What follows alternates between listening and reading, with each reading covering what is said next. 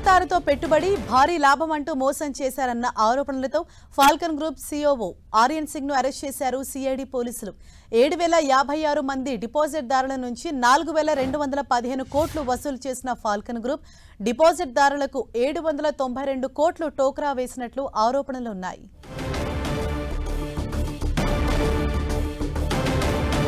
చిన్న మొత్తాలతో పెట్టుబడి భారీ లాభం అంటూ మోసం చేశారన్న ఆరోపణలతో Falcon group CEO Aryan Singh ను అరెస్ట్ చేశారు సిఐడి పోలీసులు.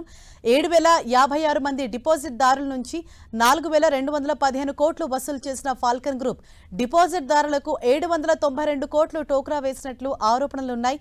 దీనిపై మరింత సమాచారాన్ని మా ప్రతినిధి కిరణ్ మనకు అందిస్తారు. కిరణ్, హరీషా, తక్కువ పెట్టుబడితో ఎక్కువ లాభాలు వస్తాయంటూ కూడా సుమారుగా 7,000 పైచిలకు సంబంధించిన డిపాజిట్దారుల నుంచి కూడా 4,000 పైచిలకు కోట్ల రూపాయలతో టోకరా పెట్టిన ఫాల్కన్ సిఇఓ ను ఆర్యన్ సింగ్ ను సిఐడి పోలీసులు అదుపులో తీసుకున్నారు. ఇప్పటికే ఈ కేసుకు సంబంధించి కూడా తెలంగాణ సిఐడి అధికారులు డైరెక్టర్లు కూడా పలువురు అరెస్ట్ చేశారు. ఇక ఈ కేసుకు సంబంధించి ప్రధాన నిందితుడు ఎప్పుడైతే స్కామ్ జరిగిందో ఆ తర్వాత కూడా దీప్ కుమార్ సింగ్ కూడా ఇటు దేశం విడిచి ప్రత్యేక విమానంలో వెళ్లిపోయినట్టుగా సిఐడి గుర్తించి అతను రప్పించేందుకు కూడా ప్రయత్నాలు చేస్తుంది. ఇప్పటికే ఈ కేసుకు సంబంధించి కూడా ఛాలెంజ్ తీసుకున్న తెలంగాణ సిఐడి అధికారులు కూడా ఆ డైరెక్టర్లు అంటే మేజర్ సంబంధించిన ముఖ్యమైన డైరెక్టర్లు కూడా అదుపులోకి తీసుకోవడం జరిగింది. తాజాగా సిఇఓని అదుపులోకి తీసుకున్న నేపథ్యంలో కూడా చైర్మన్ స్వదేశానికి రప్పించేందుకు ప్రయత్నం చేస్తున్నారు.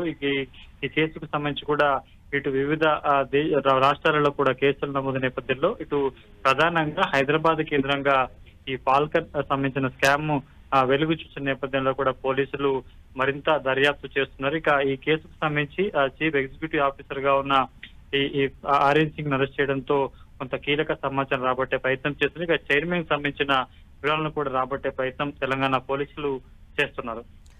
Thank you Kiran.